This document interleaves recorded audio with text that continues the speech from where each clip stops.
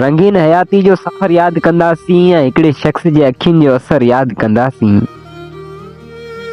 अखियुनि जे असरु यादि रहिजी वियल ॻाल्हियूं असांजे नौजवान कलमकार जमील चांग जी लिखल तहरीर शहर बने खां ऐं असांजो बहितरीन लेखक शाइर अशोक कुमार शहर बने खां ऐं शाइर जमील चांग जी लिखल तहरीर अॼोके प्रोग्राम जो हिसो बणाईंदासीं।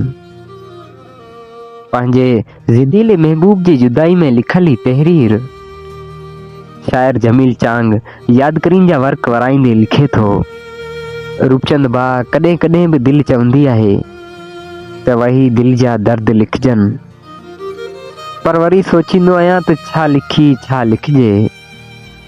वक़्तु गुज़रियो वञे, यादियूं रहिजी वञनि, मिंट कलाक ॾींहं हफ़्ता ऐं महीना ऐं ईअं ई सालनि जो सफ़र बि पूरो थियो वञे।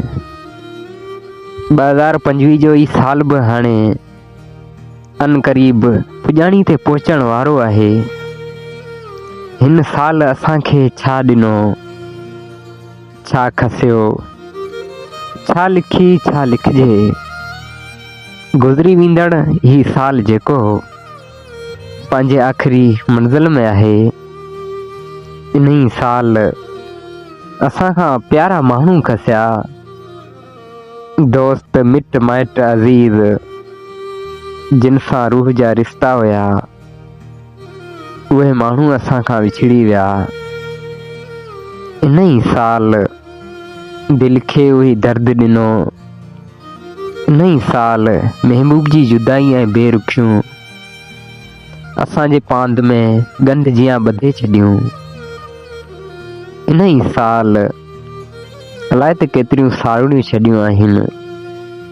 बसि छा कजे, कहिड़ा किसा सारे, कहिड़ा किसा सारियूं।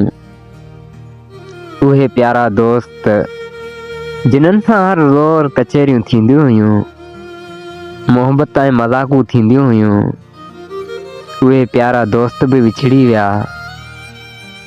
ही शाइर जमील चांग अॼु बि उन्हनि खे सारे थो, लुड़क हारे थो। कंहिं शाइर त केॾो न सच चयो आहे, कचहरियूं रोज़ पियूं थींदियूं, तूं ऐं मां न हूंदासीं। कचहरियूं रोज़ पियूं थींदियूं, मगर तूं ऐं मां न हूंदासीं। वॾियूं महफ़िलियूं मचंदियूं, पर तूं ऐं मां न हूंदासीं। चमन में चहचचा हूंदा, गलियुनि में रौनकूं हूंदियूं, बहारूं ईंदियूं ऐं वेंदियूं, मगर तूं ऐं मां न हूंदासीं। हमेशा पिरींजूं बिदे हूंदा प्यार जा बादल, नयूं पियूं बारिशूं वसंदियूं, मगर तूं ऐं मां न हूंदासीं। असांखां पोइ बि आबाद हूंदा वेड़ा ऐं ख़ुशियूं, वरी ईदूं पियूं ईंदियूं, मगर तूं ऐं मां न हूंदासीं। इहे रातूं रसीलियूं ऐं रिहाणियूं तुंहिंजियूं ऐं मुंहिंजियूं, इहे हुसन जी पूजा हूंदा सूंह सजदा, मगर तूं ऐं मां न हूंदासीं। कचहरियूं रोज़ पियूं थींदियूं, मगर तूं ऐं मां न हूंदासीं। रूपचंद भाई ज़िंदगी जो सफ़र आहे ऐं ही ज़िंदगी जो सफ़र कॾहिं पूरो थी वेंदो, इहो त रब ॼाणे थो। हा, मगर ही ज़िंदगी कॾहिं कॾहिं माण्हू खे थकाए छॾे थी। सिवाइ ही ज़िंदगी जो सफ़र आहे, ही ज़िंदगी कॾहिं कॾहिं माण्हू खे मायूस करे छॾे थी। पर वरी बि कुझु प्यारा दोस्त कुझु सहारो ॾींदा आहिनि। उन्हनि जी हिमत ऐं हौसले सां माण्हू जीअण जी राह वठे थो। मगर सच जे पुछी त ही ज़िंदगी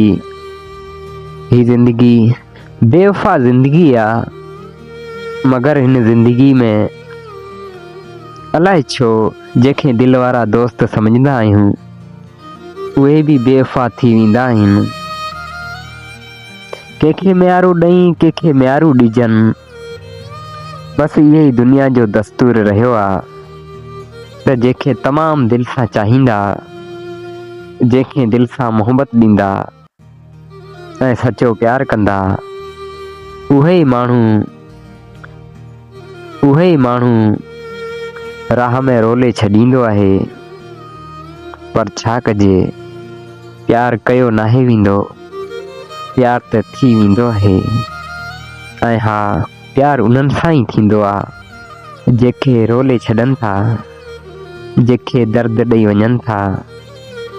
केरु आहे जेको हिन ज़माने में सचे प्यार खे सुञाणे ऐं सची मोहबत खे सुञाणे?